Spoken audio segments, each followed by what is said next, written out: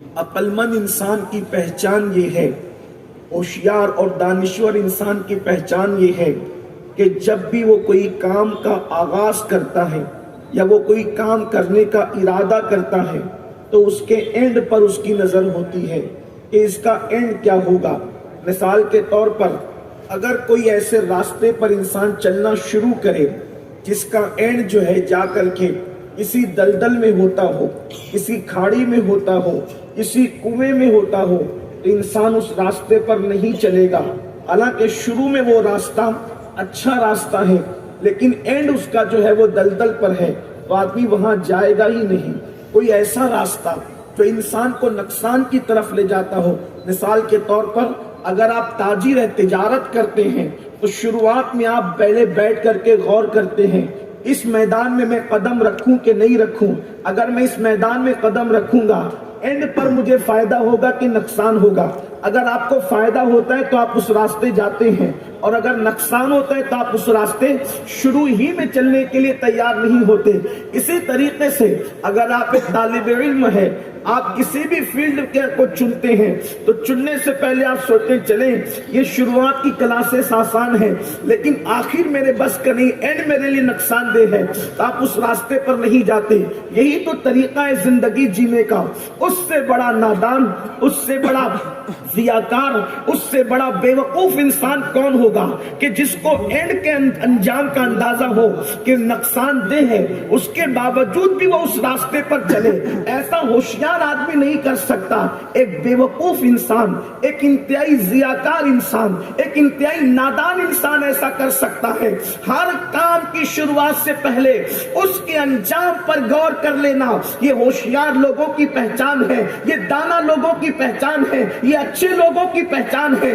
کام کی شروعات کرنے سے پہلے انسان اگر انجام کی فکر کر لے تو انسان بڑے بڑے نقصانات سے بچ جاتا ہے، بڑے بڑے مسائل سے بچ جاتا ہے، بڑی بڑی تکلیفوں سے بچ جاتا ہے۔ مثال کے طور پر اگر آپ کہیں پر گئے ہوئے ہیں، وہاں جانے کے انجام اچھا ہوگا یا برا، آپ اس پر غور کر لیتے ہیں۔ آپ کوئی چیز کھا رہے ہیں، اس کا انجام اچھا ہوگا یا برا، آپ اس پہ غور کر لیتے ہیں۔ مثال کے طور پر اللہ اکبر، زہر کہاں نہیں ملتا، زہر ہر جگہ میسر ہوتا ہے، لیکن کیا انسان زہر خرید کر کے کھاتا ہے؟ نہیں کھاتا، کیونکہ پتہ ہے کہ انجام برا ہے۔ جب زہر کھائیں گے تو زہر کھانے کے نتیجے میں یہ ہوگا کہ زندگی کا چراغ گل ہو جائے گا، زندگی کا سورج غروب ہو جائے گا، زندگی کے چاند کو گرہن لگ جائے گا۔ اسی لیے تو انسان جو ہے وہ زہر نہیں کھاتا کیونکہ انجام برا ہے۔ اب میرے آقا صلی اللہ علیہ وسلم کے غلاموں، مجھے بتاؤ، جس کام کا انجام اچھا نہ ہو آپ وہ کام نہیں کرتے، لیکن انسان دنیا کے کاموں میں اس پہ نظر رکھتا ہے کہ جس کا انجام برا ہو اس کی طرف نہیں جاتا، کانٹوں کی راہ نہیں جاتا، دلدل کی راہ نہیں جاتا۔ اب میں آپ سے پوچھتا ہوں، جب دنیا کے معاملے میں اتنے حساس ہو، دنیا کے معاملے میں اتنے ہوشیار ہو، تو آخرت کے معاملے میں نادان کیوں ہو؟ اس راستے پر کیوں جا رہے ہو جس کا انجام جہنم ہے؟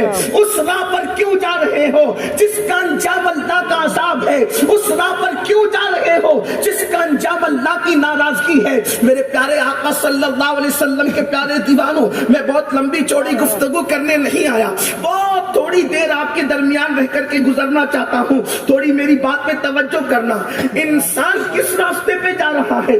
جان بوجھ کر جہنم کے راستے پہ جا رہا ہے، اور قرآن کہتا ہے یا ایھا الذین آمنوا قوا انفسکم واہلیکم نارا وقودھا الناس والحجارہ، اے ایمان والو اپنے آپ کو بھی جہنم کی آگ سے بچاؤ اور اپنے اہل و عیال کو یعنی اپنی اولاد کو بھی جہنم کی آگ سے بچاؤ، اس لیے کہ دنیا کی کوئی طاقت آپ کو اللہ کے عذاب سے بچا نہیں سکتی۔ میرا اللہ قرآن میں ارشاد فرماتا ہے ان عذاب ربک لواقع، بے شک تیرے رب کا عذاب واقع ہو کر رہے گا، اور جب اللہ تجھے عذاب دینے کا فیصلہ کر لے ما لہو من دافع، پھر دنیا کی کوئی طاقت اللہ کا عذاب تجھ سے دور نہیں کر سکتی۔